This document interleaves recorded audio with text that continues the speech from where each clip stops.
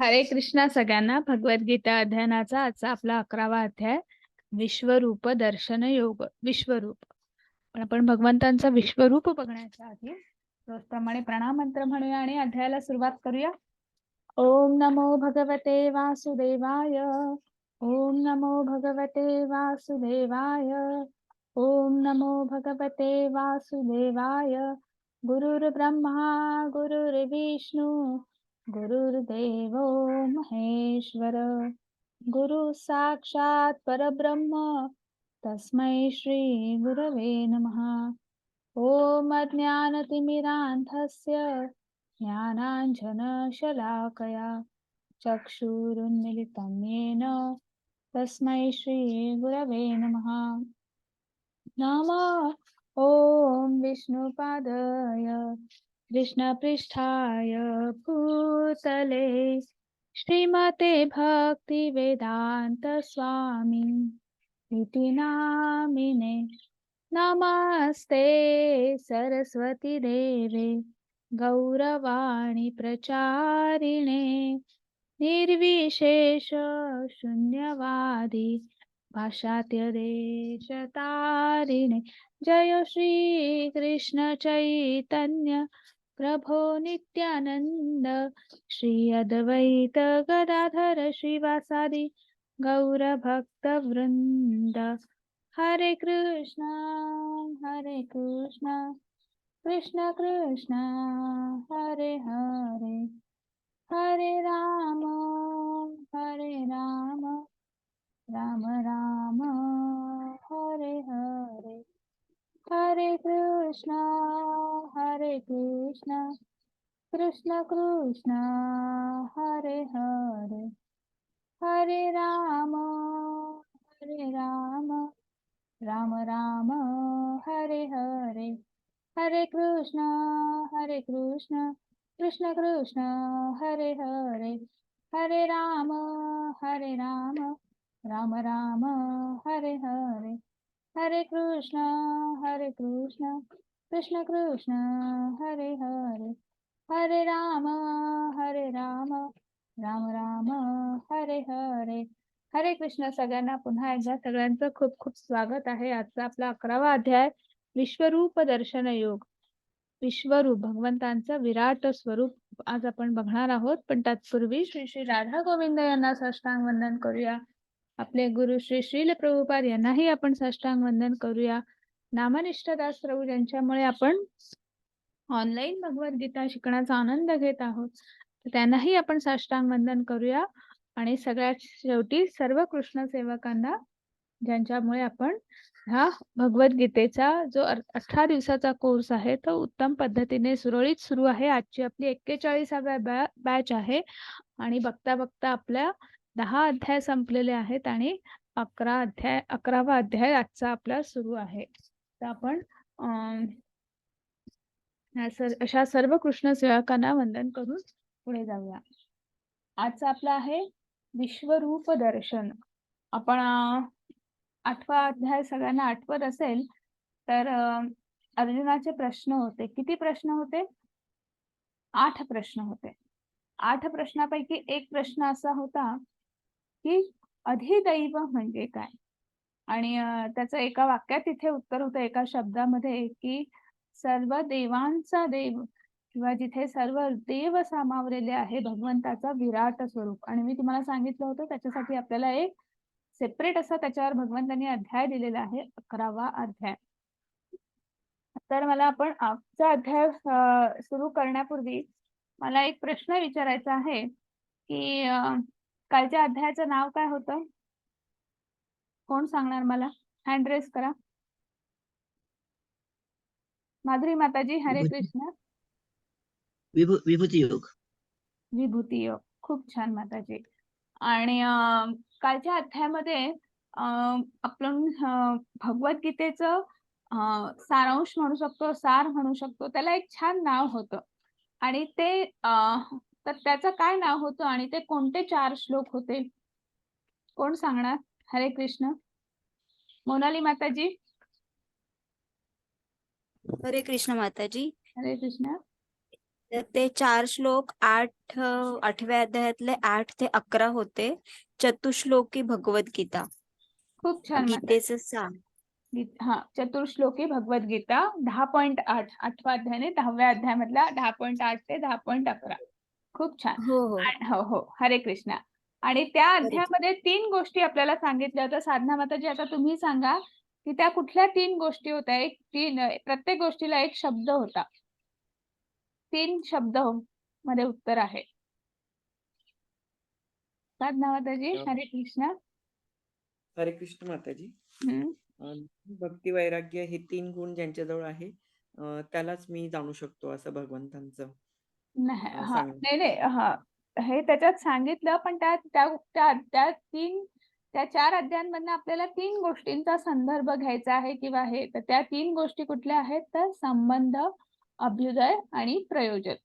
म्हणजे आपला भगवंताशी असलेला संबंध, आपण मनुष्य म्हणून जन्माला आलेलो आहोत, तर आपलं प्रयोजन काय आहे, कर्तव्य काय आहे, विहित कर्म ज्याला आपण म्हणतो ते काय आहे, आणि सगळ्यात शेवटी आपलं गंतव्यस्थान म्हणजे आपल्या जन्माचं काहीतरी, आपण कुठलीही गोष्ट करतो तर फायनल काहीतरी टार्गेट असतं, गोल असतं, हो की नाही, साध्य असतं. तर आपल्या ह्या जन्माचं साध्य किंवा गोल किंवा टार्गेट काय आहे, प्रयोजन काय आहे, तर मोक्षधाम, वैकुंठधाम, हो की नाही. तर ह्या 3 गोष्टी ज्या आहेत त्या आपल्याला काल सांगण्यात आल्या. आणि आणि मग अनेक भगवंतांच्या विभूती ज्या होत्या, तर त्यातल्या प्रमुख अभिव्यक्ती ज्या आहेत त्याचं वर्णन आपण ऐकलं होतं किंवा भगवंतांनी सांगितलं होतं. तर त्यातल्या कुठल्यातरी 2-3 ज्या आठवत असतील ते पटकन मला कोण सांगेल? आता ज्यांनी उत्तरं दिली आहेत त्यांनी नाही. याच्या व्यतिरिक्त कोण आहेत? हरे कृष्ण. कोण सांगणार मला? 2 सांगितली नावं तरी चालतील. काल आपण ज्या प्रमुख अभिव्यक्ती पाहिल्या.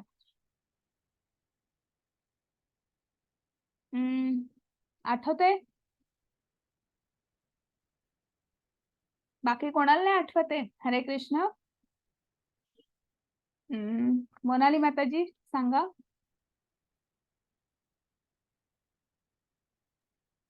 विभूती म्हणजे ऐश्वर्य. नाही. हरे कृष्ण. माझा प्रश्न मी पुन्हा एकदा विचारते, की काल आपण ज्या भगवंतांचे ऐश्वर्य जे पाहिले, काल विभूती योग आपण पाहिला, बरोबर आहे. भगवंतांचे जे ऐश्वर्य, ज्या प्रमुख अभिव्यक्ती होत्या, ज्याचं वर्णन काल आपण ऐकलं, तर त्यातले 2 मला कोण सांगेल? हरे कृष्ण. 2 सांगितले तरी चालतील, आपण लगेच पुढे जाऊया. गरुड, राम, व्यास, गंगाधर अर्जुन. प्रभूजी, हरे कृष्ण. माताजी तुम्ही सांगतायत, पण तुम्ही मगाशी उत्तर दिलंय, त्यामुळे मला दुसरं कोणतरी हवंय. गंगाधर प्रभूजी, तुम्ही हँड रेस केला, बोला. आदित्यामध्ये विष्णू, तेजस्व्यामध्ये सूर्य, नंतर नक्षत्रामध्ये चंद्र, वेदामध्ये सामवेद, हो असं हो. बरेचसे सांगितलेले आहे. आणि हो हो, ते आपण पाहिलं. आणि त्याच्यानंतर ऐरावत पाहिला, हत्तींमध्ये ऐरावत, त्याच्यानंतर घोड्यांमध्ये उच्छश्रवा, त्याच्यानंतर गंधर्वांमध्ये चित्रकेतू, हे आपण पाहिले की नाही. ऋषींमध्ये Right. नारद मुनी, आठवलं का? अरुण प्रभूजी, हरे कृष्णा. तुम्हाला आठवतंय अजून काही? कुमार. हा सर, कुमारांमध्ये हरे कृष्ण माताजी. हा, बोला. तेजस्वांमध्ये तेज मी. हो हो, हरे कृष्ण, वृक्षांमध्ये बरोबर. अश्वत्थ, हा, वृक्षांमध्ये अश्वत्थ, हो हो. मासमध्ये महिन्यांमध्ये मार्गशीर्ष. हो हो, बरोबर. हरे कृष्ण, हरे असे कृष्ण. जवळजवळ कमीत कमी 75 विभूतींचा उल्लेख आहे त्यात. हो हो हो, अगदी बरोबर माताजी. हरे कृष्ण, हरे कृष्ण. म्हणजे सगळ्यांना आठवतंय. प्रत्येकाला एक एक आठवलं तरी पुष्कळ आहे. आता आपण लगेच पुढे जाऊया. हरे कृष्ण. तर ह्या प्रमुख अभिव्यक्ती भगवंतांच्या काल आपण पाहिल्या. आणि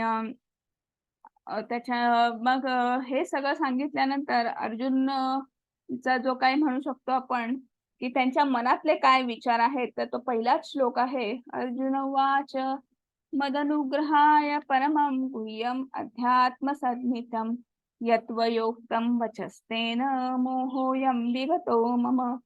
मग अर्जुन म्हणाले, या परमगुह्य आध्यात्मिक विषयाबद्दल तुम्ही कृपावंत होऊन जे उपदेश केले आहेत ते ऐकून माझा मोह नष्ट झाला आहे.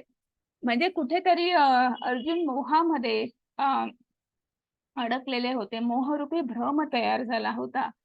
तर तो भ्रमामध्ये ते कुठेतरी होते आणि तो भ्रम गळून पडला आहे असं अर्जुन स्वतः सांगत आहेत. पण तो 100% नाही झाला आहे, पण तो झाला आहे आणि याची त्यांनी कुठेतरी भगवंतांकडे कबुली दिलेली आहे. आणि मग पुढे म्हणत आहेत, हे कमलनयना, जीवांच्या उत्पत्ती आणि लयाबद्दल मी तुमच्याकडून सविस्तरपणे ऐकलं आहे आणि मला तुमच्या अगाध अव्ययी महात्म्याची अनुभूती झाली. हे पुरुषोत्तम, हे परमेश्वर, तुम्ही स्वतः वर्णन केल्याप्रमाणे तुमचे मूळ स्वरूप मी जरी माझ्या समोर पाहत असलो तरी या प्राकृत सृष्टीत तुम्ही कसे प्रविष्ट आहात हे मी पाहू इच्छितो. हे प्रभो, मी तुमचे विश्वरूप पाहणे शक्य असेल तर जर तुम्हाला वाटत असेल तर हे योगेश्वरा, तुम्ही कृपया ते आपले अमर्याद विश्वरूप मला दाखवा. किती नम्रपणा आहे बघा अर्जुनाचा, की जर माझी योग्यता असेल, ते जर विश्वरूप मला पाहणे शक्य असेल, माझी पात्रता असेल आणि जर तुमची इच्छा असेल, जर तुमची कृपा असेल तर तुम्ही ते मला दाखवू शकता का? असं ते विनंती वजा आर्जव कुठेतरी अर्जुन करता आहेत. आणि त्याच्यामध्ये त्यांनी काय सांगितलं, की मला आता मी हे सगळं जाणलं आहे. मी विभूतींचं म्हणजे अगदी 7व्या अध्यायापासून 10व्या अध्यायापर्यंत भक्तियुगामध्ये भगवंतांनी आपल्याला सर्व ज्ञान दिलेलं आहे आणि म्हणून अर्जुनाला तो मोह आवरत नाही आहे. अर्जुन म्हणतात, मला उत्पत्ती, लय हे सगळं आता समजलेलं आहे, की जीवांची उत्पत्ती तुमच्यापासून झालेली आहे. मी ते सगळं ऐकलेलं आहे. म्हणजे मला त्या विज्ञानामागचं ज्ञान काय आहे हे कुठेतरी समजलेलं आहे. हे परम कारण काय आहे, ही जी सृष्टी दिसते आहे तर याच्या मागे जे सत्य आहे तर ते मला कळलेलं आहे. मला जे शाश्वत आहे, जे चिरंतन आहे ते मला त्याची जाणीव झालेली आहे, ते मला समजलेलं आहे. पण मला तरी अजून इच्छा होती आहे, की ही सर्व सृष्टी मध्ये तुम्ही आहात. तुम्ही अवघ्या अनंत विभूतींचं वर्णन केलेलं आहे. मग मला असं मी हे बघू शकेन का, की ते तुमच्यामध्ये कसं सामावलेलं आहे? तुमचं ते विराट रूप तुम्ही मला दाखवू शकाल का? जर माझी पात्रता असेल, माझी योग्यता असेल तर. आणि भगवंत हे इतके भावग्राही जनार्दन आपण त्यांना म्हणतो. इतके मायाळू, दयाळू, प्रेमळ आपण असं म्हणू शकतो, की तुम्ही फक्त प्रेमाने त्यांना साथ घाला. अर्जुन हा लाडका भक्त, सखा सगळंच आहे आणि त्यामुळे अर्जुनाने फक्त सांगावं आणि भगवंतांनी भरभरून द्यावं असं इथं श्री भगवंत म्हणत आहेत. हे अर्जुना, आता माझे ऐश्वर्य पहा. म्हणजे दुसरीकडे काही दुसरं भगवंतांनी सांगितलंच नाही, लगेच सांगितलं, पश्य, पहा, माझं ऐश्वर्य पहा. अलौकिक आणि नाना वर्णांनी अशी माझी सहस्रावधी रूपे तू पहा. मग हे मग भगवंता ते रूपामध्ये ते वर्णन करण्यापूर्वी किंवा ते विराट स्वरूप जे आहे ते त्याचा विस्तार करण्यापूर्वी इथे सांगता आहेत, हे अर्जुना, तू जे काही पाहू इच्छितोस ते आता माझ्या या देहामध्ये पहा. तुला जे काही पाहू इच्छितोस आणि भविष्यात तुला जे काही पाहायची इच्छा आहे ते सर्व या विश्वरूपात प्रकट करू शकतो. परंतु आणि संपूर्ण चराचर ह्या एकाच ठिकाणी स्थित आहे. परंतु तुझ्या वर्तमान नेत्रांनी तू मला पाहू शकणार नाहीस आणि म्हणून तुला दिव्य नेत्र प्रदान करतो. माझे योग ऐश्वर्य पहा. मग इथे भगवंत सांगत आहेत, की तुझ्या मनात ज्या ज्या इच्छा, आकांक्षा, जे जे सगळं काही आहे तर ते हे सगळं विश्वरूप प्रकट करणार आहे. मग ह्या विश्वरूपामध्ये सर्वच असेल, म्हणजे ज्या प्रमुख अभिव्यक्ती आहेत, संपूर्ण सृष्टी आहे, भौतिक सृष्टी आहे, मग त्याच्यामध्ये डोंगर, नद्या सगळं त्याच्यामध्ये सामावलेलं असेल, की सर्व सृष्टी, सर्व लोक त्याच्यामध्ये सामावलेले असतील. तुला जे जे पाहायचं आहे आणि जे तू बघतो आहेस आणि जे भविष्यात घडणार आहे ते सुद्धा या विश्वरूपामध्ये प्रकट होणार आहे. आणि संपूर्ण विश्व ह्या किंवा संपूर्ण हे तिन्ही लोक जे आपण म्हणतो ते कसं एकाच ठिकाणी स्थित आहे, तर ते तुला आज माझ्या या विराट रूपामध्ये दर्शन होणार आहे. पण कसं आहे की तुझे सामान्य नेत्र आहेत, आपले आपले नेत्र सदोष आहेत, हे आपण दुसऱ्या अध्यायातच पाहिलं होतं. आता ते सगळ्यांना मान्य आहे. आपण ते उदाहरण पाहिलं होतं, क्षितिज, त्याच्यानंतर तो त्या डोंगरावर असलेला तो पक्षी, त्या फळ खात असणारा. आठवलं ना? आपले जे इंद्रिय जे आहेत ते सदोष आहेत. त्यामुळे सामान्य नेत्रांनी आपण भगवंतांना पाहू शकत नाही. आपल्या समोर जरी इथे आता बसले असतील तरी आपल्याला ते दिसणार नाहीत, कारण की आपले नेत्र जे आहेत ते सदोष आहेत. आणि म्हणून ते भगवंत म्हणत आहेत की मी तुला दिव्य नेत्र प्रदान करतो आहे आणि माझे तू योग ऐश्वर्य पहा. आणि हे सगळं सुरू असताना युद्धभूमीवर संजय जे आहेत की म्हणजे नेहमीच मला असं वाटतं त्यांच्याबद्दल खूप कुतूहल आणि खूप असं धन्य वाटतं, खूप छान वाटतं की याची देही याची डोळा, त्यांनी हा दिव्य संवाद ऐकला, बघितला. ते संजय भगवंतांना नाही, सॉरी, धृतराष्ट्र यांना म्हणता आहेत. संजय उवाच एवमुक्त्वा ततो राजन् महायोगेश्वरो हरी दर्शयामास पदार्थात परम रूपम ऐश्वरम. संजय म्हणाले, हे राजा, या प्रकारे बोलून महायोगेश्वर पुरुषोत्तम भगवंतांनी अर्जुनाला आपले विश्वरूप दाखवले. म्हणजे जे विश्वरूप जे अर्जुनाने विनंती केली आणि जे अर्जुनाला बघायचं होतं, तर ते ह्या दिव्य दृष्टीमुळे व्यासांनी संजयला दिव्य दृष्टी दिली होती आणि आज तेच दिव्य रूप संजय यांनाही दिसत आहे आणि त्याचं वर्णन ते धृतराष्ट्र यांना करत आहेत. आणि त्या रूपामध्ये काय आहे आता आपण एक एक बघणार आहोत. तर त्या पुढच्या सगळ्या स्लाइड्स ज्या आहेत त्या एकेका रूपाचं वर्णन आहे. तर माझ्या मते ज्यांना वाचायचं असेल, मला असं वाटतं की हा अनुभव घेण्याचा हा आजचा अध्याय आहे. याच्यामध्ये तर प्रत्येकाने ज्यांना वाचायची इच्छा आहे तर मी एकेकाला एक एक स्लाइडची संधी देणार आहे. तर हँड रेस करून ठेवा त्यांनी की ज्यांना वाचायचं आहे. मग आपण एकेकाला संधी देऊ आणि ज्यांचं वाचून झालं त्यांनी त्यांचा हँड रेस जो आहे तो लोअर करायचा आहे, म्हणजे आपल्याला पुढच्याला संधी देता येईल. ठीक आहे. तर पहिला आता आहे साधना माताजी. हरे कृष्ण माताजी, तुम्ही वाचा. हरे कृष्ण माताजी. हरे कृष्ण. 11.11 अर्जुनाने या विश्वरूपात असंख्य मुखे, असंख्य नेत्र, असंख्य अद्भुत दृश्य पाहिली.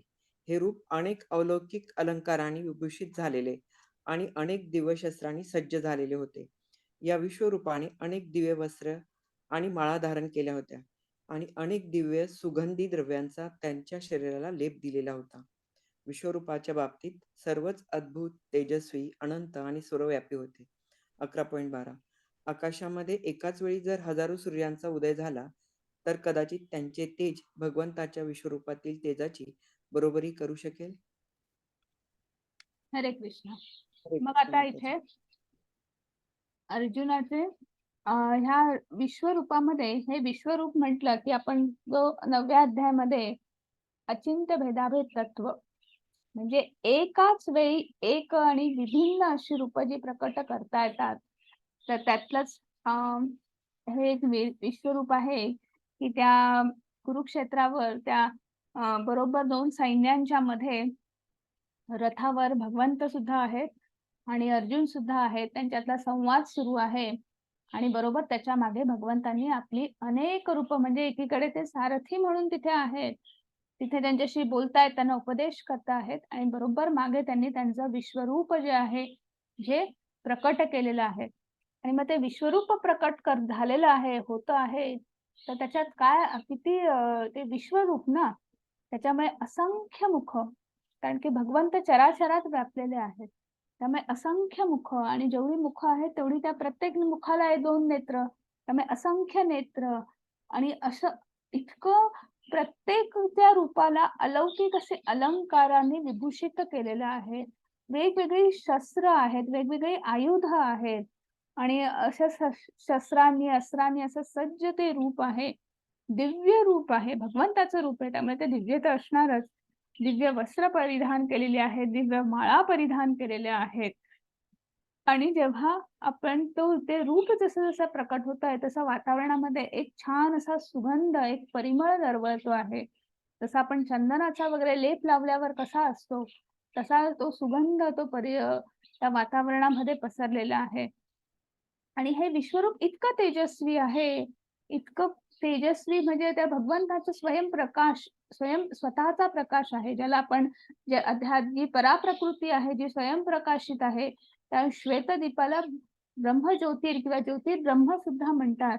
कारण ती स्वयंप्रकाशित आहे. भगवंताचा उत्सर्जित झालेला प्रकाश इतका आहे. तर आता इथे जेव्हा विश्वरूप जे प्रकट झालेलं आहे, त्याचा प्रकाश इतका आहे, ते तेज इतकं आहे, तर त्याची उपमा किंवा त्याचं वर्णन असं केलेलं आहे, की जसे एका वेळी हजारो सूर्य, आपण एका सूर्याकडे बघू शकत नाही हो. हजारो सूर्य जेव्हा उदयास आलेली आहेत आणि त्यांचा जो प्रखर जो प्रकाश असेल, तर कदाचित तो प्रकाश ह्या विश्वरूपाची बरोबरी करू शकेल. तिथे सुद्धा कदाचित शब्द वापरलेला आहे. एवढं तेजपुंज असं वातावरण तिथे निर्माण झालेलं आहे, तयार झालेलं आहे. आणि हरे कृष्ण. आता पुढचं कोण वाचणार आहे? सुनील प्रभूजी वाचा.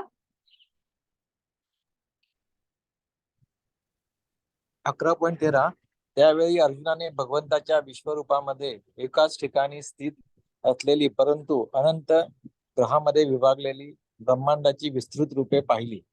हरे कृष्ण माताजी. हरे कृष्ण. आणि हेही वाचा. 11.14 त्यानंतर भ्रमित आणि आश्चर्यकारक होऊन अंगावर रोमांच उभारलेला अर्जुन प्रणाम करण्यासाठी नतमस्तक झाला आणि हात जोडून त्याने भगवंताची प्रार्थना करण्यास प्रारंभ केला. हरे कृष्ण माताजी. हरे कृष्ण. हरे कृष्ण प्रभूजी. मग आता इथे अर्जुनाने भगवंतांच्या विश्वरूपामध्ये म्हणजे ते विराट स्वरूप जे होतं त्याच्यामध्ये अनेक रूप पाहिली, पण त्याचबरोबर आपलं ब्रह्मांड सुद्धा जिथे स्थित आहे ते सुद्धा त्यांनी पाहिलेलं आहे.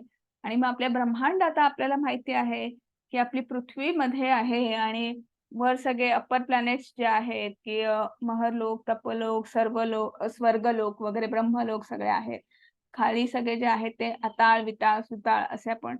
तर म्हणजे भगवंताचा वरचा जो भाग आहे म्हणजे मग एक एक ते लोक आहेत की म्हणजे ब्रह्मलोक म्हणजे भगवंताच्या मुखाकडचा भाग असेल आणि तसा हळूहळू खाली जात जो उदराकडचा भाग आहे तो म्हणजे आपली पृथ्वी आहे आणि पायाकडचा भाग म्हणजे जे सगळे लोअर प्लॅनेट्स जे आहेत. तर असं ते ब्रह्मांड त्या रूपामध्ये विभागलं गेलेलं आहे. आणि त्याच्यानंतर हे विराट स्वरूप, कारण की ते विश्वरूप आहे, ते विराट रूप आहे, ते इतकं विराट आहे की ते बघून अंगावर म्हणजे काय करावं म्हणजे आश्चर्य पण आहे, आनंद पण आहे, एक आध्यात्मिक दिव्य अनुभूती पण आहे. आणि जेव्हा दिव्य अनुभूती येते, आध्यात्मिक अनुभूती येते, ती फक्त प्रत्येकाने आपापली घ्यायची असते. जेव्हा जसं आध्यात्मिक प्रवास पुढे पुढे होत जातो, जशी जशी साधना वाढत जाते, जसं जसं दिव्य ज्ञान मिळत जातं, तर ती अनुभूती ही प्रत्येकाची असते.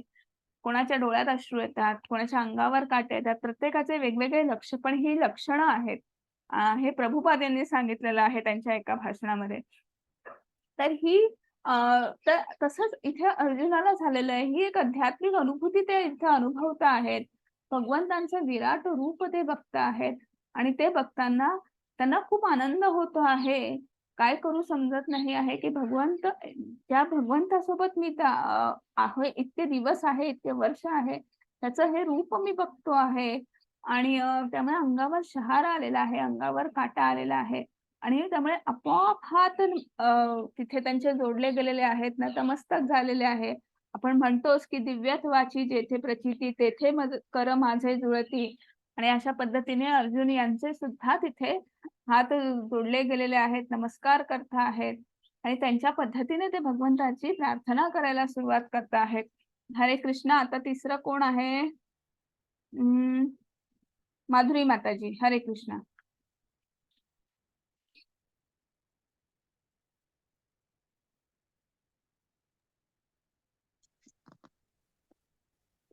अकरा 11.15 अर्जुन म्हणाला, हे भगवान, हे कृष्ण, मी तुमच्या शरीरात एकत्रित झालेल्या सर्व देवतांना आणि इतर विविध जीवांना पाहतो. कमलासनावर बसलेल्या ब्रह्मदेवांना तसेच भगवान शंकर, सर्व ऋषी आणि अलौकिक सर्पांना मी तुमच्या देहामध्ये पाहतो. 11.16 हे विश्वंभर, हे विश्वरूपा, तुमच्या देहामध्ये मी अमर्यादित आणि सर्वत्र पसरलेल्या असंख्य भुजा, उदरे, मुख आणि नेत्रांना पाहतो आहे. तुमच्यामध्ये मला आदी, मध्य आणि अंत काहीच दिसत नाही. 11.17 तुमचे रूप अत्यंत तेजपुंज असल्याने ते पाहणे कठीण आहे. हे तेज प्रज्वलित अग्नी किंवा सूर्याच्या अपरिमित तेजाप्रमाणे सर्वत्र व्यापलेले आहे.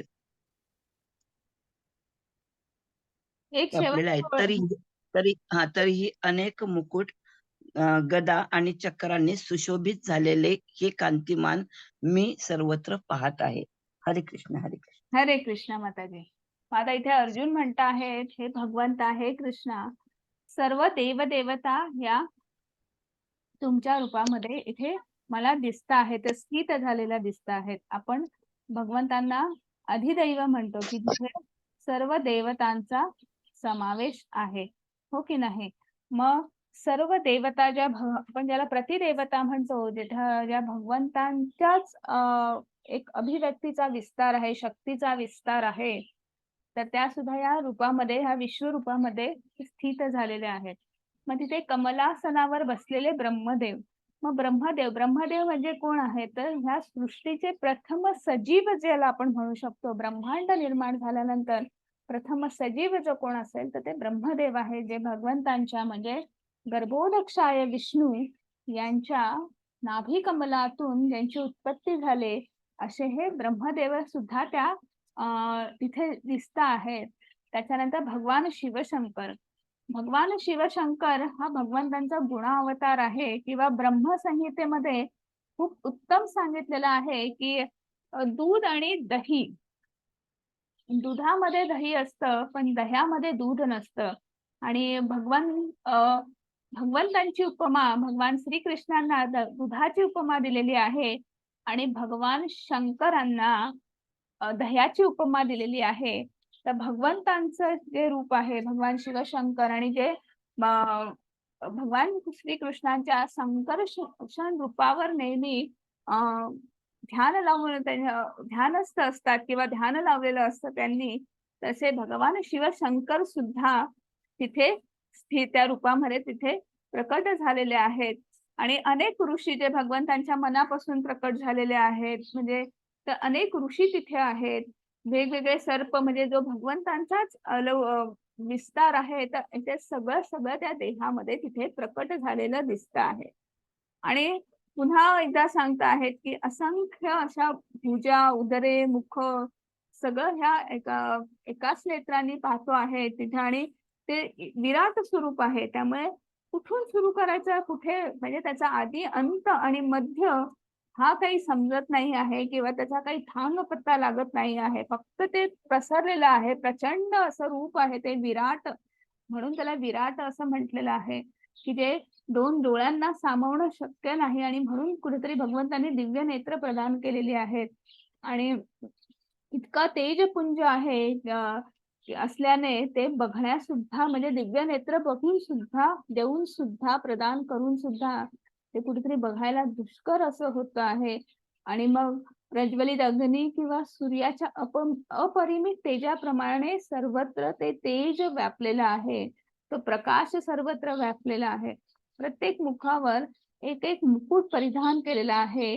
त्याच्यानंतर प्रत्येक रूपाला एक म्हणू शकतो की जेवढ्या भुजा आहेत त्यातल्या एका भुजामध्ये गदा आहे, चक्र आहे. सगळ्या ह्या गोष्टींनी ते सुशोभित असं रूप आहे की भगवंताचंच रूप असल्यामुळे ते तेवढंच सुंदर, तेवढंच मनमोहक असं आहे. आणि सगळीकडे तेच दिसत आहे, भगवंतांच्याच अभिव्यक्ती प्रमुख दिसत आहेत. हरे कृष्ण. आता कोण वाचणार आहे? ज्योती माताजी. हरे कृष्ण. हरे कृष्ण माताजी. तुम्ही अध्याय 11 श्लोक 18, तुम्ही परम अक्षरश्रेय आहात. या संपूर्ण विश्वाचे परम आश्रयस्थान तुम्ही आहात. तुम्ही अव्ययी आणि पुरातन आहात. तुम्ही शाश्वत धर्माचे पालक पुरुषोत्तम भगवान आहात. हे माझे मत आहे. अध्याय 11 श्लोक 19, तुम्ही आदी, मध्य आणि अंतरहित आहात. तुमचा महिमा अगाध आहे. तुम्हाला असंख्य बाहू आहेत. चंद्र आणि सूर्य तुमचे नेत्र आहेत. तुमच्या मुखातून बाहेर पडणारा अग्नी संपूर्ण विश्वाला तुमच्याच तेजाने तप्त करीत असल्याचे मी पाहत आहे. नंतर श्लोक 20. तुम्ही एकट्याने संपूर्ण आकाश, ग्रहलोक आणि त्यांच्यामधील सर्व दिशा व्याप्त केल्या आहेत. हे महात्मन, तुमचे हे उग्र आणि अतिशय अद्भुत रूप पाहून सर्व ग्रहलोक अतिशय व्यथित झाले आहेत. श्लोक 21. सर्व देवतागण तुम्हाला शरण येऊन तुमच्यामध्ये प्रवेश करीत आहेत. त्यांच्यापैकी काही अत्यंत भयभीत झाल्यामुळे हात जोडून तुमची प्रार्थना करीत आहेत. महर्षीगण आणि सिद्धगण स्वस्ती, शांती म्हणून वैदिक स्तोत्रांनी गायन करून तुमची स्तुती करीत आहेत.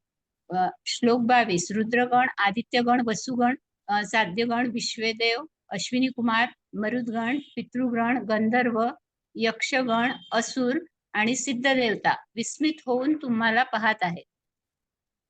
जय श्री कृष्ण. हरे कृष्ण, हरे कृष्ण.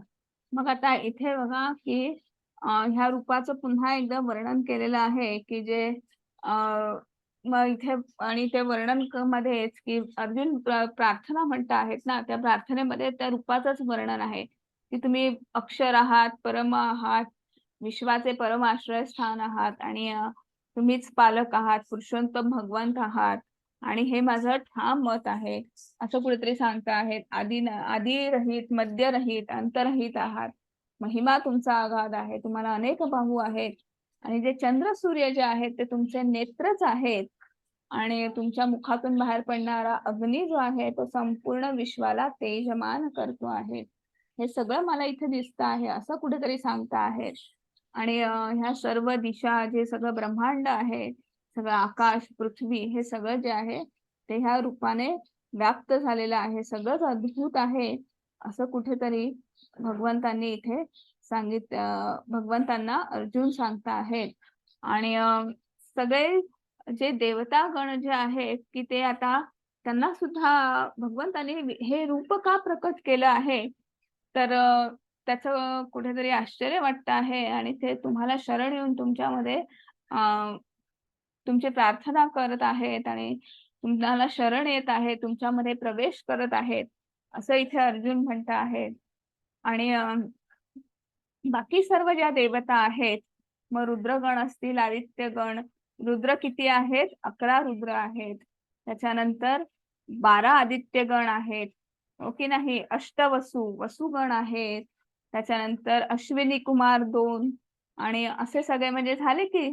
आणि तुमचे ते आपण म्हणतो 33 प्रकारचे देव, 33 कोटी देव जे म्हणतो ते जे भगवंतांकडे आता विस्मयकारी आश्चर्यचकित होऊन बघता आहेत आणि भगवंतांना सांगता आहेत की नेमकं काय झालेलं आहे आणि म्हणून आश्चर्याने बघता आहेत की भगवंतांनी का विराट रूप प्रकट केलेलं आहे. कारण की हे रूप जे आहे ते अर्जुन आतापर्यंत याचा थांग पत्ता कोणाला माहित नाही किंवा आपण कालच्या अध्यायात पाहिलेलं आहे की भगवंतांचं स्वरूप, भगवंत अजन्म आहेत हे कोणीही जाणत नाही. कितीही कोणी साधना केली असेल किंवा जे श्रेष्ठ योगी आहेत, ऋषी आहेत, ते सुद्धा, देवता सुद्धा माझं हे रूप, माझं आधी मध्य अंत जे काय आहे, मी कुठून प्रकट झालं आहे, माझं स्वरूप जाणू शकत नाही. आपण कालचा श्लोक पाहिला होता, न मे विदु सुरुगणः, हो की नाही? आणि त्यामुळे सगळ्यांना आश्चर्य इथे वाटतं आहे. हरे कृष्ण. आता पुढचं कोण आहे? वसुधा माताजी.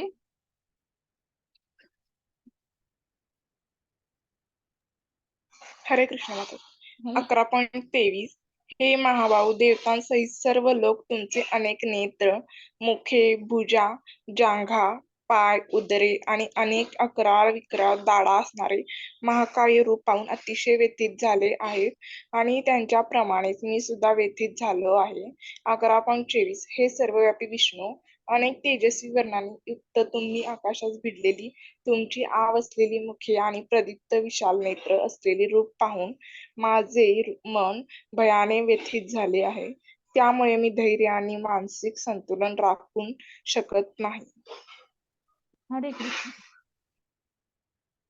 मग आता इथे अर्जुनाला हे जे रूप बघून, कारण की हे 11 हे महाकाय असं रूप आहे, विराट रूप आहे. त्यामुळे जितकं सुंदर मोहक वाटत असलं तरी ते तेवढंच अकराळ विक्राळ सुद्धा आहे. महाकाय असं रूप आहे ना, प्रचंड विराट असं रूप आहे. आणि त्यामुळे ते एवढे मोठे मोठे नेत्र, मोठे मोठे भुजा, मोठे मोठे जांघा, पाय, उदर हे सगळं बघून कुठेतरी ते भयावहही वाटत आहे. जेवढं मनमोहक आहे, तेवढंच ते भयावहही आहे. आणि म्हणून एवढं सगळं विशाल असं प्रचंड असं ची सवय नाही आपल्याला किंवा कधी नसते आणि अचानक असं काही समोर प्रकट झालं, की तिथे सुरुवातीला जरी बरं वाटत असलं तरी नंतर हळू कुठेतरी भीती वाढत जाते आणि म्हणून अर्जुनाला म्हणतायत, की माझं जणू काही मानसिक संतुलन कुठेतरी बिघडतंय की काय कुठेतरी. तर असं ते रूप बघून मला आता मी बघू शकत नाही आहे, असं वाटतं आहे. आणि त्या रूपामध्ये अजून पुढे काय होतं आहे आपण बघूया. हरे कृष्ण. आता कोण वाचणार आहे? आता कोणी हँड रेज केला आहे?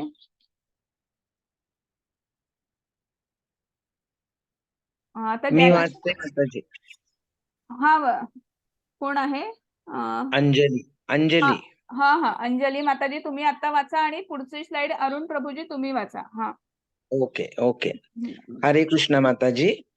स्वपक्षीय राजांसहित सर्व धृतराष्ट्रपुत, भीष्म, द्रोण, कर्ण आणि आमच्या पक्षातील मुख्य योद्धे पण तुमच्या मुखात त्वरित प्रवेश करीत आहेत. काही जण तुमच्या दातांमध्ये अडकून त्यांच्या मस्तकाचा चुराडा झाल्याचे मला दिसत आहे.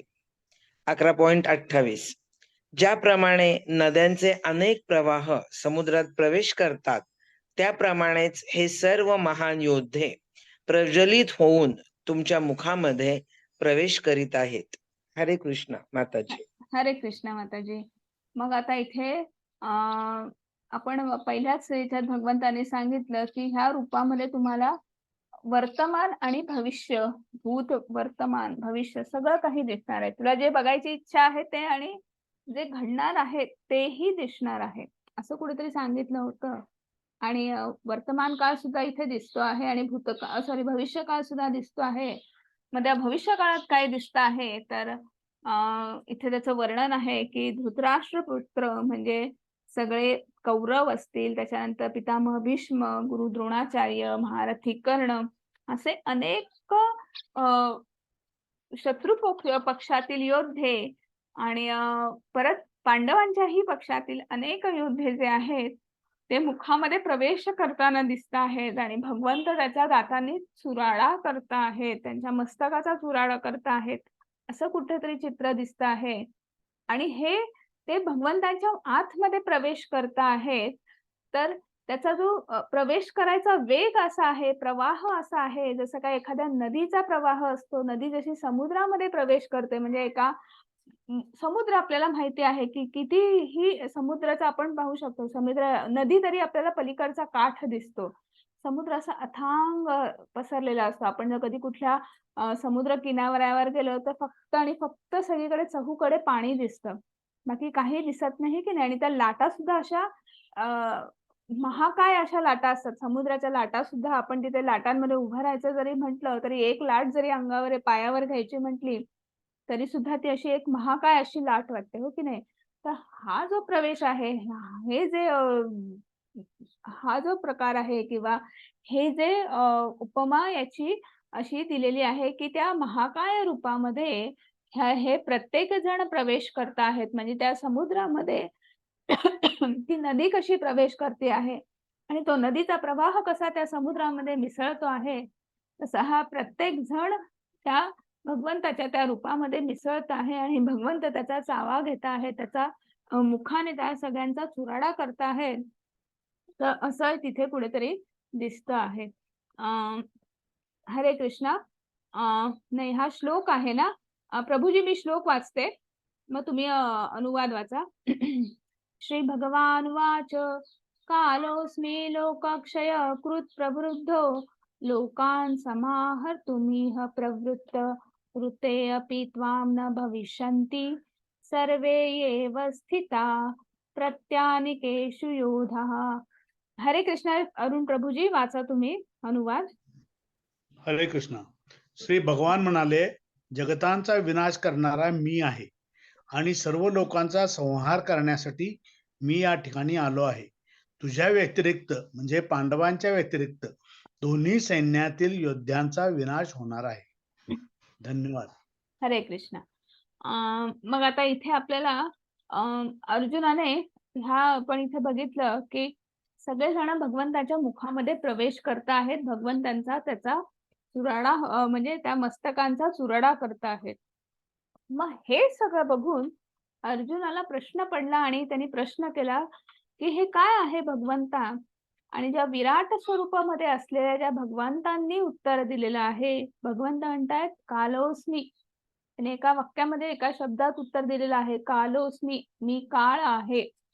मग मी काळ आहे, मग मी कोण आहे? तर मी काळ आहे. काळ कशासाठी आहे? की मी ह्या युद्धभूमीवर मी कशासाठी आलो आहे? तर ह्या सगळ्यांचा विनाश करण्यासाठी आलेलो आहे. मी लोकांचा सर्वनाश करण्यासाठी, संहार करण्यासाठी इथे आलेलो, ह्या ठिकाणी आलेलो आहे. आणि तुमच्या म्हणजे पांडवांव्यतिरिक्त ह्या युद्धभूमीवर जे काही योद्धे आहेत त्या प्रत्येकाचा इथे विनाश होणार आहे. आणि हे त्या विराट स्वरूपामध्ये असलेल्या भगवंतांनी अर्जुनाला इथे उत्तर दिलेलं आहे. आता काळ, आपण काळ काळ म्हणजे वेळ, हो की नाही? काळाला आपण किंवा वेळेला आपण बघा, आपल्याला पहिल्याच अध्यायामध्ये आपल्याला 5 विषय होते. त्यातला एक विषय होता काळ. आणि काळ हे आपण भूत, भविष्य, वर्तमान म्हणजे वेळ सांगण्यासाठी सुद्धा आपण त्याला काळ म्हणतो. आणि काळाचा दुसरा अर्थ आहे मृत्यू, हो की नाही? की मग इथे भगवंत जे आहेत की काळ ह्या दोन्ही गोष्टी जे आहेत त्या भगवंताच्याच अभिव्यक्ती आहेत. किंवा काळ जे आहे, कालचक्र ज्याला आपण असं म्हणतो, तर ते भगवंताचं जे सुदर्शन चक्र आहे तर त्याचंच ते रूप आहे. त्याला काळ असं म्हणतात. आणि ते जसं फिरत राहतं, वेळ पुढे पुढे जाते. आणि जशी वेळ पुढे जाते तसा काळ जवळ येतो, म्हणजे मृत्यू जवळ येतो. म्हणजे त्या दोन्ही गोष्टी त्या काळाच्या दोन्ही बाजू आहेत. एक वेळ ही दर्शवत आहे आणि दुसरा जो आहे की मृत्यूही आहे. संहार करण्यासाठी सुद्धा तो भगवंत तिथे म्हणजे आपण म्हणतो की उत्पत्ती, स्थिती, लय, हो की नाही? मग जो विनाश जो आहे, जो संहार आहे किंवा एखाद्याच्या जीवनातला जो मृत्यू जो आहे तो सुद्धा भगवंताच्याच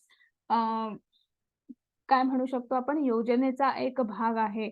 आणि म्हणून तिथे पुढे भगवंत इथे म्हणत आहेत, तस्मात् उत्तिष्ठ यशो लभस्वे जित्वा शत्रून् भक्ष राज्यं समृद्धम मयैवेते निहिता पूर्वम एव निमित्त मात्र भव सव्यसाचिन. हरे कृष्णा प्रभूजी, हा तुम्ही पण हे पण वाचा हा अनुवाद. हा, हरे कृष्ण माताजी. म्हणून उठ, युद्धास तयार हो आणि यशप्राप्ती कर. शत्रूवर विजय मिळव आणि समृद्ध राज्याचा उपभोग घे. माझ्या योजनेनुसार त्यांचा पूर्वीच मृत्यू झालेला आहे आणि हे सव्यसाची, युद्धामध्ये तू केवळ निमित्त मात्र होऊ शकतोस. धन्यवाद माताजी. हरे कृष्ण. हरे कृष्ण. मग आता इथे आपल्याला भगवंतांनी सांगितलं आहे की मी काळ आहे, मी संहारक म्हणून इथे आलेलो आहे. आणि त्यामुळे हे सांगत असताना दुसरीकडे भगवंत म्हणत आहेत की ही माझीच योजना आहे आणि माझ्या योजनेनुसार की इथे तुम्हाला हे सगळे युद्धासाठी तयार झालेले आहेत आणि त्यांचा मृत्यू इथे होणार आहे. म्हणजे त्यांचा प्रत्येक जीवाचा मृत्यू असतो, हो. तर म्हणजे जे शरीर जे आहे ते नाशवंत आहे की नाही, ह्या सगळ्यांचा मृत्यू जो आहे तो ह्या ठिकाणी, ह्या कुरुक्षेत्रावर लिहिलेला आहे. आणि त्यामुळे ते सर्व इथे जमलेले आहेत. त्यामुळे ही माझीच योजना आहे. तुला काय करायचं आहे की तुला ती माझी योजना जी आहे ती फक्त प्रॅक्टिकली इम्प्लिमेंट करायची आहे. म्हणजे तुला फक्त त्या योजनेनुसार तुला फक्त तिथे तुझं कर्तव्य कर्म करायचं आहे. तुला ते योजनेनुसार तिथे युद्ध करायचं आहे. आणि म्हणून तू उठ आणि युद्धास तयार हो, यशप्राप्ती कर, समृद्ध असं राज्य मिळव, शत्रूंवर विजय मिळव, असं इथे सांगता आहेत. आणि इथे एक शब्द वापरलेला आहे अर्जुनाला, सव्यसाचिन. सव्यसाचीन चा अर्थ सांगण्यापूर्वी तुम्हाला इथे चित्रामध्ये एक स्काल्पेल दिसत आहे. स्काल्पेल काय आहे की एक दुधारी शस्त्र जे डॉक्टर लोक ऑपरेशन थिएटर मध्ये वापरतात. दुधारी म्हणजे दोन्ही बाजूने ते तेवढंच धारदार असतं. सव्यसाचीन या शब्दाचा अर्थ असा आहे किंवा ह्या उपमा ह्या विशेषणाचा अर्थ असा आहे की अर्जुन हा धनुर्धर होता आपल्याला माहिती आहे, पण अर्जुन हा निष्णात धनुर्धर. सव्यसाचीन हा शब्द वापरण्यात आला आहे कारण की तो उजवा हात असो किंवा डावा हात असो, तो तेवढ्याच ताकदीने तेवढ्याच कुशलतेने तो तेवढा त्याचा बाण सोडत असेल किंवा त्याचं ते धनुष्य जे आहे ते मग तुम्ही उजव्या हातात द्या नाहीतर डाव्या हातात द्या, तितक्याच कौशलतेने नैपुण्यतेने तो ते चालवत असे किंवा ते बाण सोडत असे. आणि म्हणून त्याचा जो इथे भगवंतांनी त्याला सव्यसाचीन असा की जो दोन्ही बाजूने की दोन्ही हातांनी उत्तम युद्ध लढू शकतो आणि यशप्राप्ती करू शकतो. आणि म्हणून सांगत आहेत की तुझी निवड केलेली आहे की हे माझ्या योजनेमध्ये पूर्ण करण्यासाठी तुझी निवड केलेली आहे. ही योजना माझी आहे, तर तुला फक्त तुझी निवड झालेली आहे म्हणून तुला तिथे फक्त जाऊन युद्ध करायचं आहे आणि शत्रूंवर विजय मिळवायचा आहे. उठ अर्जुना उठ आणि युद्धास तयार हो, असं पुन्हा एकदा भगवंत सांगता आहेत. आणि मग पुढे म्हणता आहेत, हरे कृष्ण. आता कोण वाचता आहे? वर्षा माताजी. वाचू हरे का बरं? कृष्ण. नाही तू वर्षा माताजी ज्यांचं वाचून झालं आहे आपण त्यांनाच नाही संधी देणार आहोत. वर्षा माताजी हरे कृष्ण. हरे कृष्ण. द्रोण, भीष्म, कर्ण आणि इतर महान योद्धांना मी पूर्वीच मारलेले आहे. म्हणून तू त्यांचा वध कर आणि व्यथित होऊ नकोस. केवळ युद्ध कर. यामुळे युद्धामध्ये तू शत्रूवर विजय प्राप्त करशील. हरे कृष्ण. हरे कृष्ण. मग आता इथे सांगता आहेत की माझी योजना आहे, म्हणजे जे गुरु द्रोण असतील, पितामह भीष्म असतील, की अर्जुनाच्या मनात विचार आहे ना की हे माझे गुरु आहेत, हे माझे पितामह आहेत, हे आपण ज्येष्ठांना आपल्याकडे नमस्कार करतो एवढा आपला हा संस्कार आहे. आणि त्यांना राज्यासाठी युद्ध म्हणजे शस्त्राने त्यांच्यावर वार करायचे, युद्धभूमीवर त्यांच्याशी युद्ध करायचं, तर हा कुठला शिष्टाचार? एका क्षत्रियाला हे शोभणार तरी आहे का? असा कुठेतरी मनात विचार होता. आणि म्हणून अर्जुनाने युद्ध न करण्याच्या कारणांमध्ये हे सुद्धा एक कारण सांगितलेलं होतं. आणि म्हणून इथे भगवंत ते सांगता आहेत की ही माझीच योजना आहे की गुरु द्रोणाचार्य असतील, पितामह भीष्म असतील, की ते ह्या युद्धभूमीवरच ते मारले जाणार आहेत किंवा त्यांचा मृत्यू इथेच लिहिलेला आहे. त्यामुळे तू कुठल्याही मला दोष लागेल का, मला आनंद होईल का, काय मला दुःख होईल, ह्या कुठल्याही गोष्टीचा तू विचार करू नकोस. तू फक्त तुझा एक क्षत्रिय आहेस तर तुझं युद्ध करणं हे इति कर्तव्य आहे, तर तेवढं तू पार पाड. निश्चित तुला विजय प्राप्त होईल, या शत्रूंवर विजय प्राप्त होईल, एवढं तू लक्षात घे, असं इथे सांगता आहेत. आणि मग पुढे म्हणता आहेत, हरे कृष्ण. आता कोणाचं वाचायचं राहिलेलं आहे आणि त्यांना वाचायची इच्छा आहे त्यांनी हँड रेस करा. हरे कृष्ण.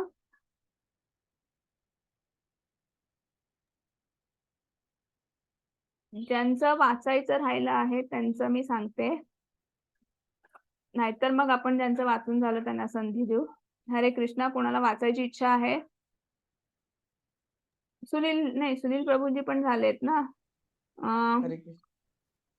तुमचं पण झालंय साधना माताजी. कोणाला आहे अजून वाचायची इच्छा? नाही तर मग यांना आपण देऊया. ठीक आहे.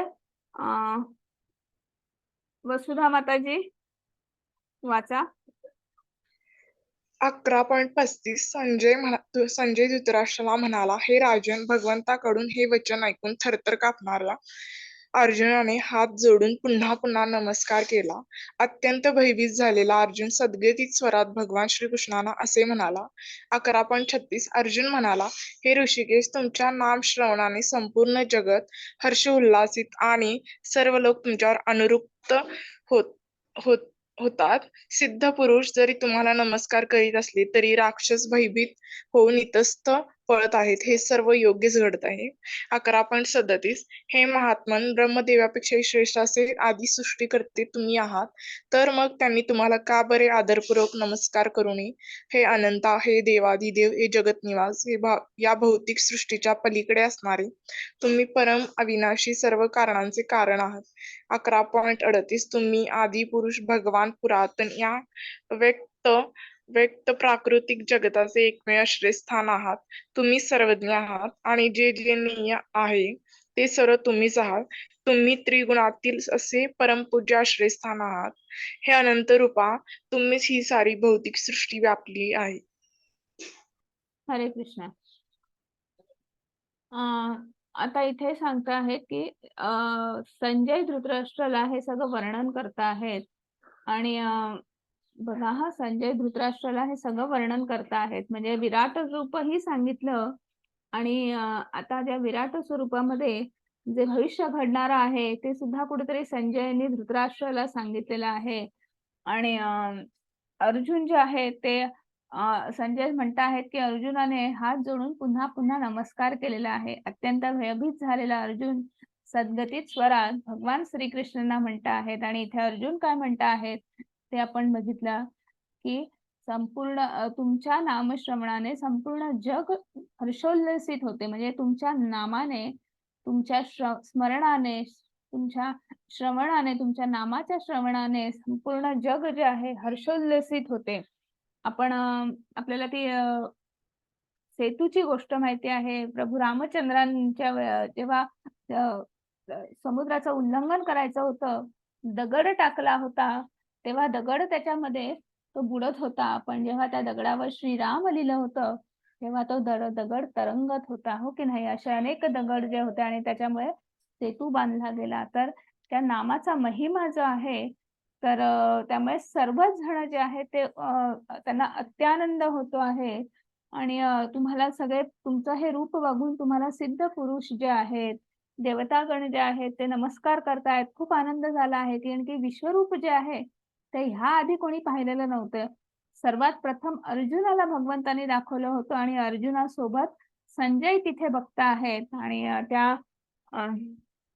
रथावर बसलेले हनुमंत जे आहेत, कपिध्वज ज्याला म्हणतो, की त्यांना हे सौभाग्य म्हणू शकतो आपण जे तिथे मिळालेलं होतं, ते लाभलेलं होतं. ते विराट स्वरूप बघत होते आणि मग ते प्रकट झाल्यानंतर भगवंतांचं विराट रूप प्रकट झाल्यानंतर सर्व सिद्ध पुरुष असतील, देवदेवता असतील, सर्व ऋषीमुनी असतील, तर त्यांना हे खूप आनंद झालेला आहे भगवंतांचं हे विश्वरूप बघून.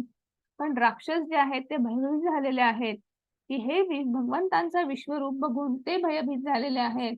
नेमकं काय होत आहे म्हणून समजत नाही आहे आणि इकडे तिकडे पळत आहेत असं कुठेतरी त्या रूपामध्ये दिसत आहे आणि मग पुन्हा पुन्हा स्तुती करता आहेत. त्या स्तुतीला शब्द सापडत नाही आहेत असं आपण म्हटलं तरी चालेल की ब्रह्मदेवांपेक्षाही श्रेष्ठ आहात, आदी सृष्टीकर्ता आहात, तुम्ही जगन्निवास आहात. असे वेगवेगळे ते तिथे उपमा दिलेल्या आहेत, वेगवेगळे स्तुती करता आहेत आणि मग तुम्हीच ही भौतिक सृष्टी व्यापलेली आहे. हे भौतिक जगत तसंच आध्यात्मिक जगत सुद्धा तुम्हीच व्यापलेलं आहे. तुम्हीच सर्वांचे आश्रयस्थान आहात असं इथे म्हणता आहेत आणि मग आता पुढे म्हणता आहेत की हे एक मिनिट मगाशी बऱ्याच जणांचे हात हँड रेज होते. सुनील प्रभूजी वाचा. हरे कृष्ण.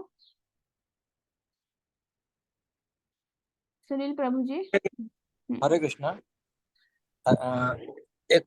11.41-42 मी तुम्हाला तुमचा महिमा न जाणता माझा मित्र मानून हे कृष्ण, हे यादव, हे मित्र असे अनादराने संबोधले आहे. प्रेमाने किंवा प्रमादाने मी जे काही केले असेल त्याबद्दल मला क्षमा करा. विश्रांतीच्या वेळी चेष्टा करताना, एकाच शय्येवर शयन करताना किंवा एकत्र भोजन करताना अथवा बसताना आणि कधी कधी एकांतवासात, तर कधी अनेक मित्रासमक्ष मी तुमचा अपमान केला आहे. हे अच्युत, माझ्या त्या सर्व अपराधाबद्दल क्षमा करा. हरे कृष्ण माताजी. हरे कृष्ण. मग आता इथे भगवंतांना म्हणता आहेत अर्जुन की भगवंता, मी तुम्हाला मित्र समजत होतो, माझा सखा समजत होतो, माझा बंधू समजत होतो आणि त्या भावनेने, एका मित्राच्या भावनेने, एका भावाच्या भावनेने मी तुमची चेष्टा मस्करी केली आहे. आपण एका ताटात जेवलो आहोत.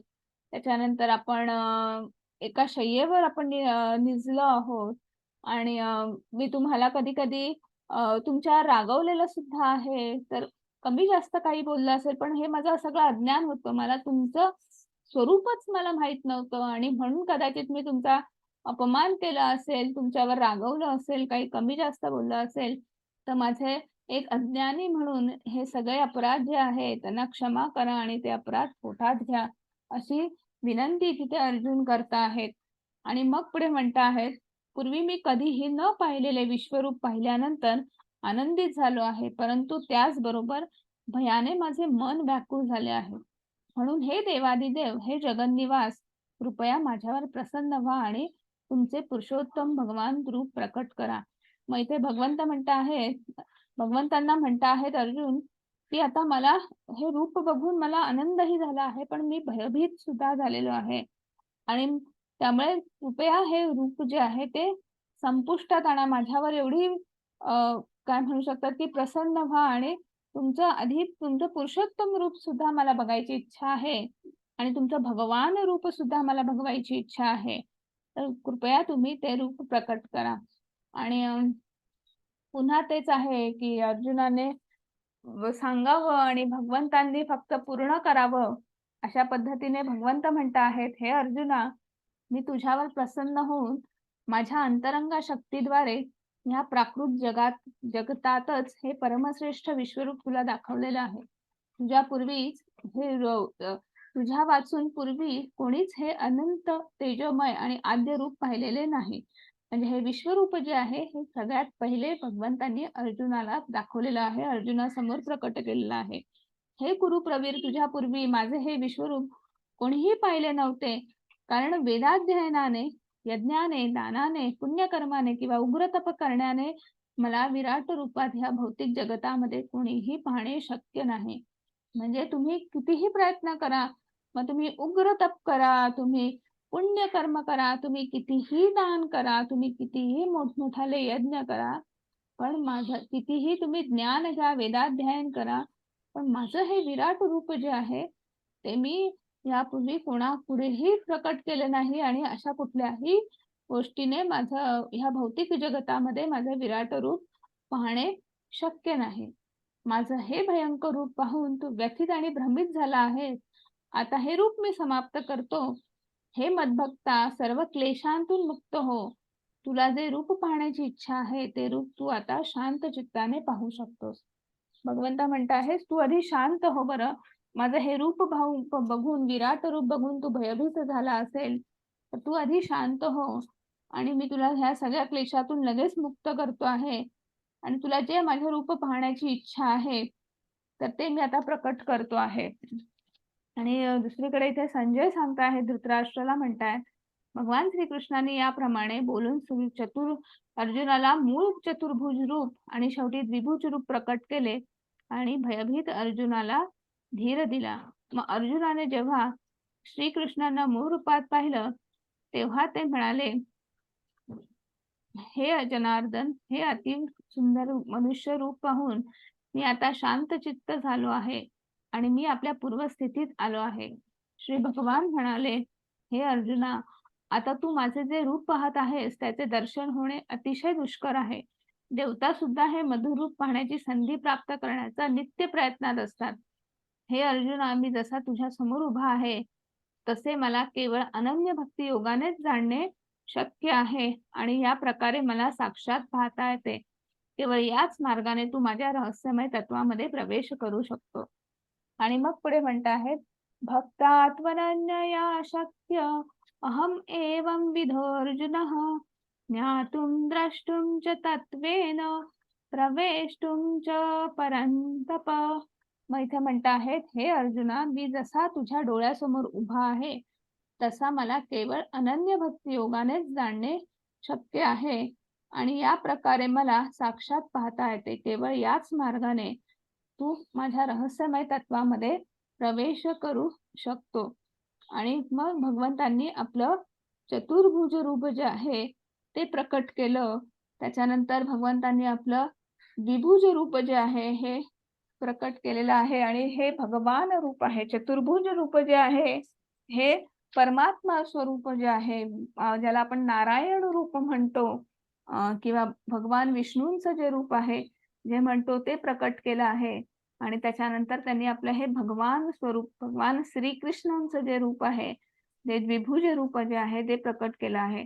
पण ते सगळ्यांसमोर प्रकट करता येत नाही. जे अनन्य भक्ती योगामध्ये आहेत आणि जे अनन्य भक्ती योगामध्ये आहेत तेच माझ्या या रूप जाणू शकतात किंवा त्यांनाच माझ्या या रूपाची अनुभूती येऊ शकते.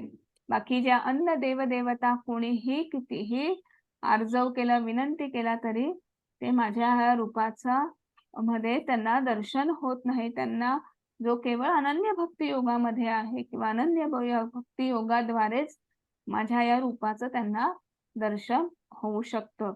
आणि मग पुढे म्हणत आहे, मत्कर्म कर्म उत्परमो मद्भक्त संग वर्जितः निवेर सर्वभूतेशयः समामेति पांडवः.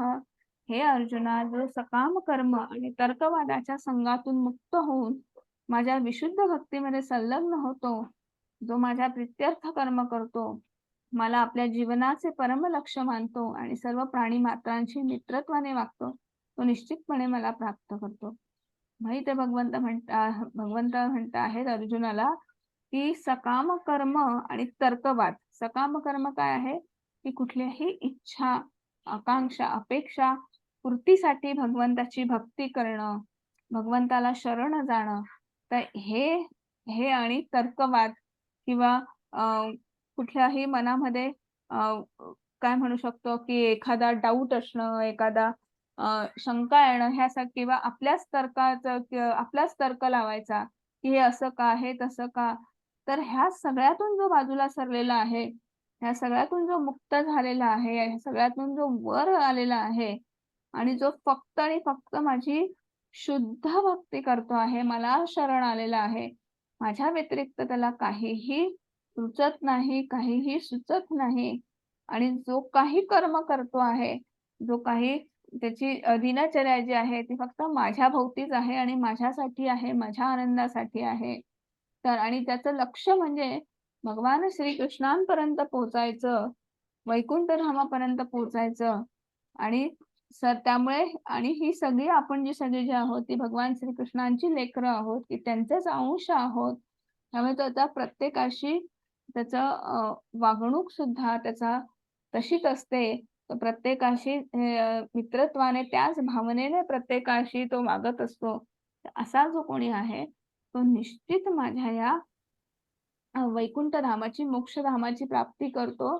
त्याला अनन्य भक्ती योगामध्ये तो दृढ होतो आणि त्याला माझ्या या भगवान रूपाचं, माझ्या या द्विभुज रूपाचं, माझ्या या कृष्ण रूपाचं त्याला दर्शन होतं. आणि इथेच आपला आजचा अध्याय संपलेला आहे, 11वा अध्याय.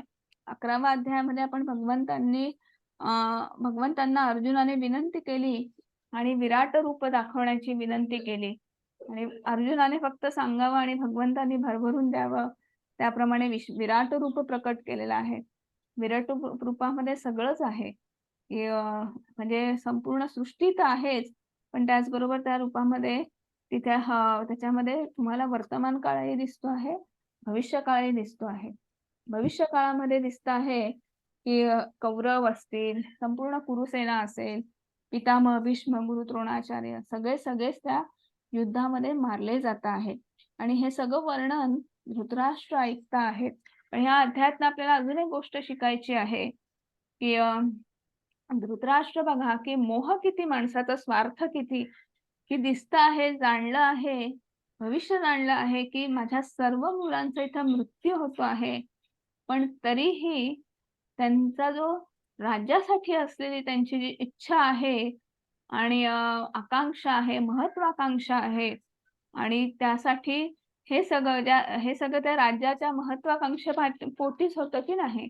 आणि ते थांबवू शकले असते हे युद्ध, पण त्यांनी आधीही थांबवलं नाही. आणि आज कुठेतरी भविष्य दिसत आहे तर त्या भविष्य बघून सुद्धा त्यांना थांबवावंसं वाटलं नाही, थांबायची इच्छा झाली नाही, कारण की तो महत्वाकांक्षेचा, तो मोहाचा भ्रम इतका होता, की त्याच्या पुढे त्यांना बाकी काही त्यांची आपण म्हणतो की नाही की जी बुद्धी जी आहे ती सुद्धा भ्रमिष्ट झाली होती आणि त्यामुळे पुढे मग शेवटी पुढे अधःपतन निश्चित आहे, हो की नाही? तर तर हा पण एक ह्या अध्यायामधनं आपल्याला शिकण्यासारखा भाग आहे. आणि बाकी कृष्णाचे आपल्याला विराट रूप बघायला मिळालं. कृष्णाचं नारायणी रूप जे चतुर्भुज रूप आहे ते बघायला मिळालं, ज्याला पुरुषोत्तम भगवान रूप सुद्धा म्हणतात. आणि द्विभुज रूप भगवान रूप जे आहे ते सुद्धा बघायला मिळालं. हे सौंदर्य स्थळ आहेत ह्या आपण म्हणू शकतो ह्या अध्यायाची. आणि भगवंतांनी कुठेतरी अनन्य भक्ती योग प्रत्येक अध्याय हा दुसऱ्या अध्यायामध्ये मध्ये अडकलेला आहे, ती शृंखला आहे. मग आता अनन्य भक्ती योग काय आहे? उद्या भक्ती योगाचा दुसऱ्या पडावाचा शेवटचा टप्पा, शेवटचा अध्याय त्याच्यामध्ये आपण बघणार आहोत. आणि इथेच आपला आजचा अध्याय संपलेला आहे. हरे कृष्णा सगळ्यांना. हरे कृष्ण माताजी. हरे कृष्ण माताजी. हरे कृष्ण माताजी. हरे कृष्णा.